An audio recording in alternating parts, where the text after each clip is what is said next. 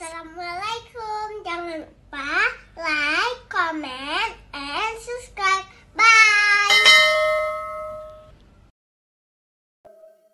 Yu'minuna bil jibti wat taghut. Mereka justru beriman kepada berhala, beriman kepada syaitan. Wa yaquluna lil ladzina kafaru, dan mereka mengatakan di hadapan orang kafir Quraisy. Kenapa kafir Quraisy?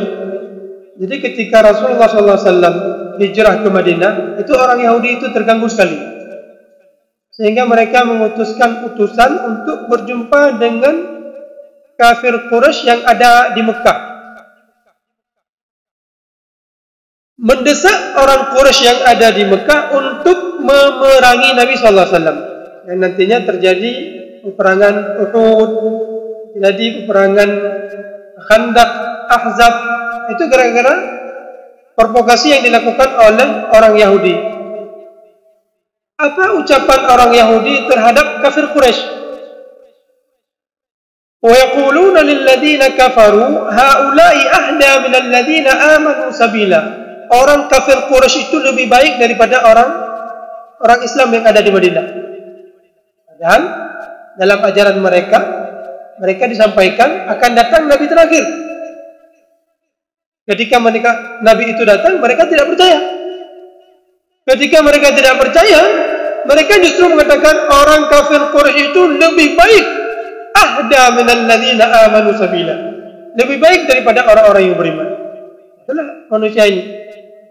Karena manusia ini kalau sudah tahu kebenaran, tapi kalau ada rasa ujub, rasa takabur di hatinya, itu kebenaran yang ada yang di depan mata dengan jelas itu pun tidak mau dia terima.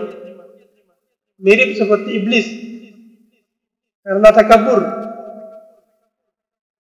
Aku diciptakan dari cahaya, dari api, sedangkan Adam diciptakan dari tanah, dan aku lebih mulia gara-gara takabur, sehingga susah orang untuk menerima keimanan.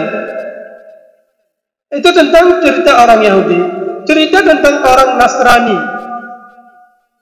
dan ini diabadikan dalam surat As-Saff ketika Nabi Isa mengatakan kepada penganut Nasrani, wa idh qala Isa bin Maryam ya bani Israel. Ketika Nabi Isa mengatakan kepada Bani Israel, inni Rasulullah ilaikum, aku adalah utusan Allah kepada kalian, musaddiqan lima baina yadayya minat Taurah, membenarkan terhadap kitab suci sebelumnya, yaitu kitab suci Nabi Musa, yaitu Taurat, wa mubasyiran bi rasulin ya'ti min ba'di, dan sebagai pemberi kabar berita dengan kedatangan seorang nabi, seorang rasul, ya'ti min ba'di, yang dia akan datang setelahku, ismuhu Ahmad, nama nabi itu adalah Ahmad. Ini kata Nabi Isa. Falamma ja'ahum bil bayyinati qalu hadza sihrun mubin. Lalu ketika Nabi Muhammad datang, orang Nasrani mengatakan, ini tukang sihir. Ahmad dalam bahasa Yunani kuno itu disebut dengan kata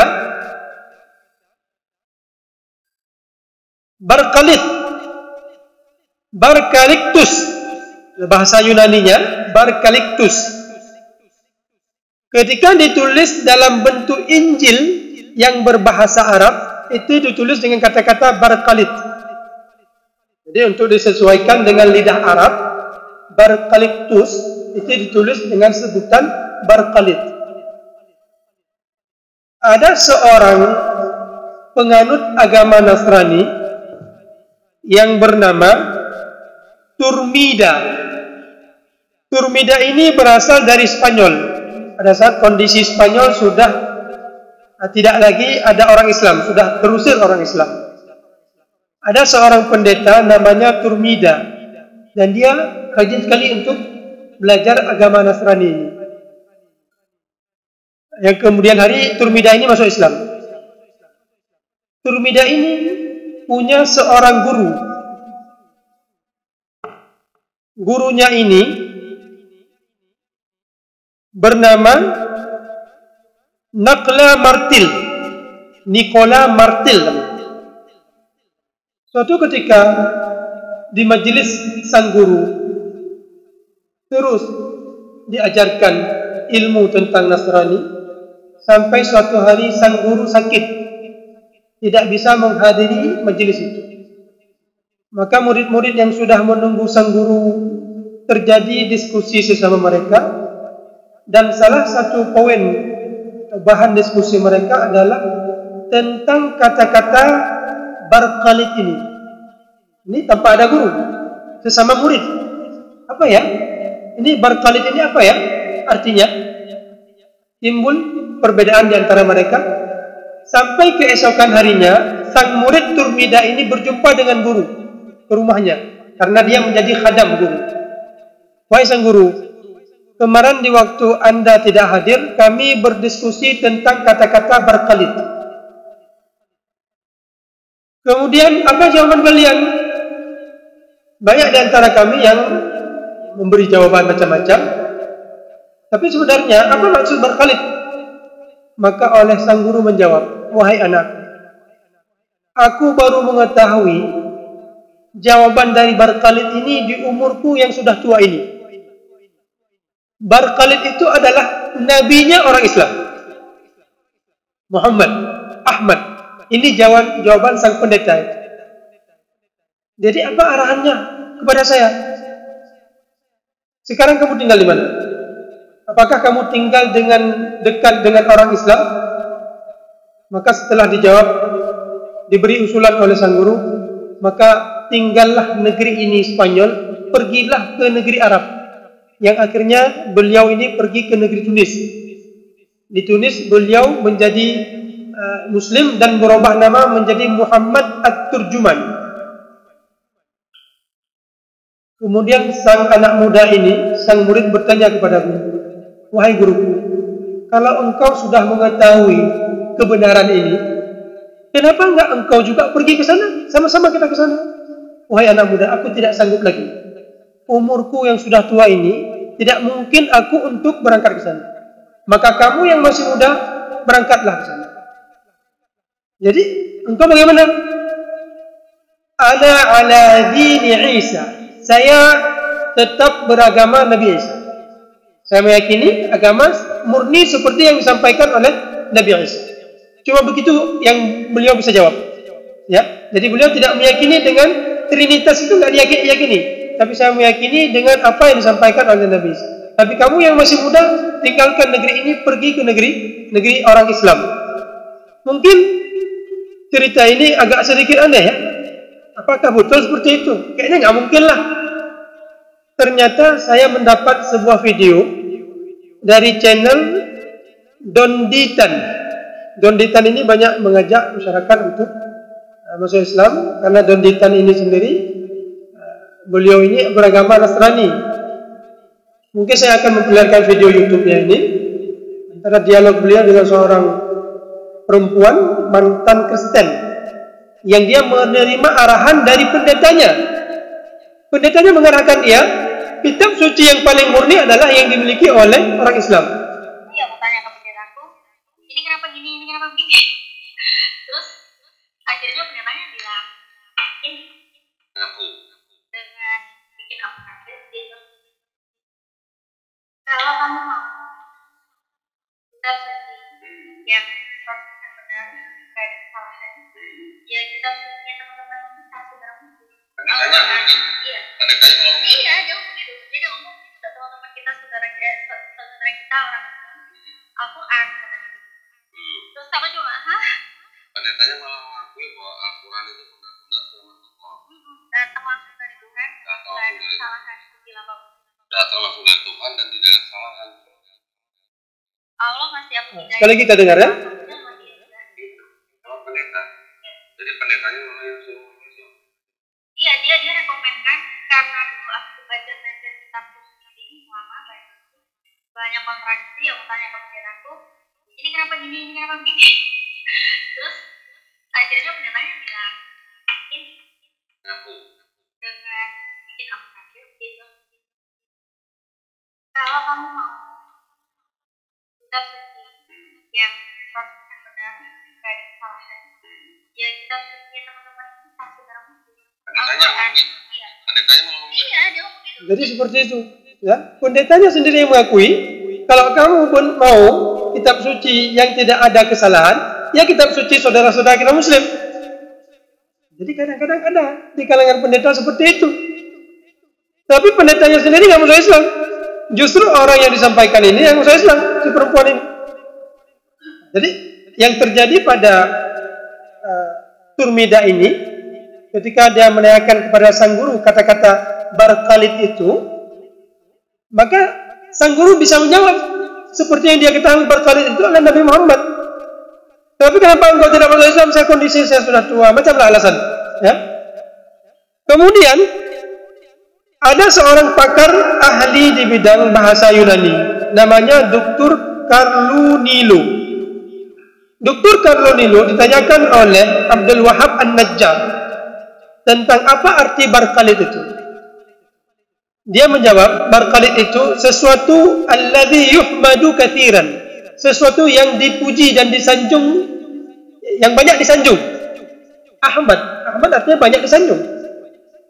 Nah, itu pengakuan pakar dari ahli bahasa itu sendiri. Makanya ketika Rasulullah SAW datang ke Madinah, ada seorang pendeta Yahudi yang bernama Abdullah bin Salam. Abdullah bin Salam selaku seorang ulama dari kalangan bangsa Yahudi yang ada di Madinah, datang berjumpa dengan Nabi Muhammad. Yang pertama kali ketika beliau melihat wajah Nabi, ya. Ra'aituhu laisa liwajhin kadhib. Saya melihat wajah Nabi itu bukan wajah orang yang pendusta. Jadi orang pendusta itu terlihat dari wajahnya. Saya melihat sosok wajah yang bukan wajah pendusta. Kemudian saya bertanya kepada Nabi Muhammad 3 perkara. Yang pertama, apa makanan pertama yang akan dimakan oleh penduduk surga? Maka Rasulullah menjawab, yang pertama sekali akan dimakan oleh penduduk surga adalah ziyadatu kabidil hut, bagian yang lebih yang ada di hati ikan. Jadi di surga nanti kita nggak bukan makan kurma dulu, bukan makan susu dulu, tapi yang kita makan dulu adalah bagian lebih yang ada di hati ikan. Itu kata Rasulullah SAW. Dan ini dibenarkan oleh Abdullah bin Salam. Betul. Kemudian, kenapa kok ada lahir anak laki-laki, kok bisa lahir anak perempuan? Maka Rasulullah menjawab, "Idza sabaqa ma'ur rajuli ma'al mar'ati wal waladu li abi." Kalau dalam perjalanan sperma untuk menuju ke ovum perempuan itu lebih duluan sampai yang unsur laki-lakinya, maka sperma itu ada 2 unsur, ada X, ada Y. Kalau salah satunya yang lebih duluan sampai, kalau unsur laki-laki yang lebih duluan sampai, maka anak laki-laki. Wa idza sabaqa itu lebih duluan. Musabaqah, bertanding, siapa lebih cepat berenang. Wa idza sabaqa ma'ul mar'ati ma'ar rajuli fal waladu li ummi. Kalau yang lebih duluan sampai unsur perempuannya, maka anak perempuan. Maka Abdullah bin Salam juga mengatakan benar, sesuai dengan ilmu yang dia punya sebagai pendeta Yahudi. Kemudian ditanyakan yang ketiga, apa tanda-tanda kiamat? Maka Rasulullah menjawab, narun, sebuah api yang akan muncul di daerah timur, itu daerah Yaman, yang membuat orang harus pergi dari Yaman menuju ke negeri Syam. Maka Abdullah bin Salam mengatakan, jawaban yang disampaikan oleh Nabi Muhammad ini la ya'rifuhu illa Nabi. Enggak ada yang tahu jawaban seperti ini kecuali dia seorang Nabi. Dia menunjukkan bahwa kalau benar-benar dia tidak ada unsur takabur di dalam dadanya, memudahkan dia untuk menerima Islam ini. Kemudian masih kembali kita kepada masa kecil Nabi SAW, yang pada saat itu umur Nabi sekitar 12 tahun. Dibawa pergi oleh sang paman untuk berdagang ke negeri Syam. Di dalam perjalanan, Rasulullah dilihat oleh seorang pendeta, namanya Bahira. Pendeta ini Allah berikan keramat kepada pendeta ini, sehingga dia mengetahui sesuatu yang tidak diketahui oleh banyak orang. Salah satu yang dia lihat adalah ketika Rasulullah berjalan, pohon, kemudian batu, itu memberi penghormatan, sujud kepada Nabi Muhammad SAW. Itu yang terlihat di mata Bahira ini sebagai penganut agama Nasrani. Kemudian Bahira ini yang selama ini bertapa di tempat beliau, pada hari itu dia keluar berjumpa dengan rombongan Abu Talib dan bertanya, siapa anak kecil ini? Abu Talib menjawab, "Hadza ibni."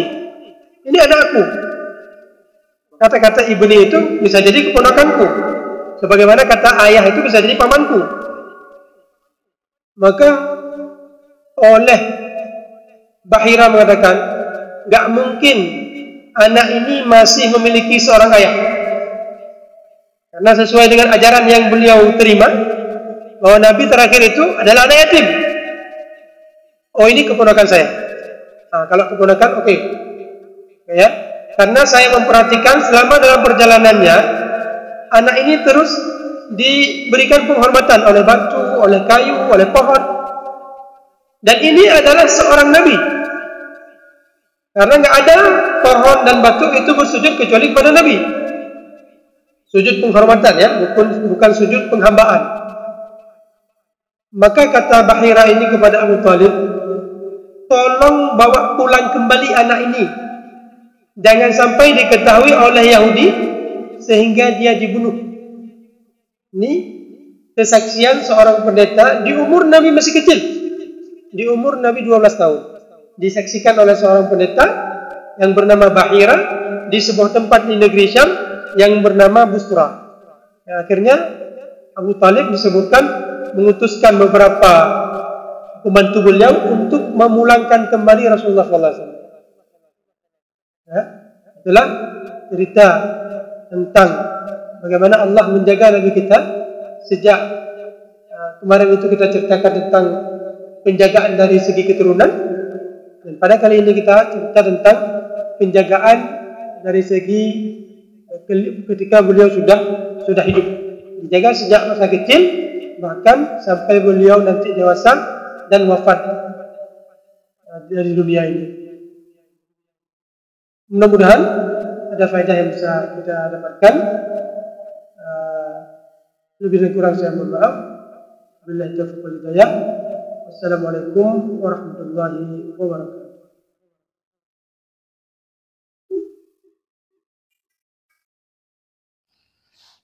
Terima kasih.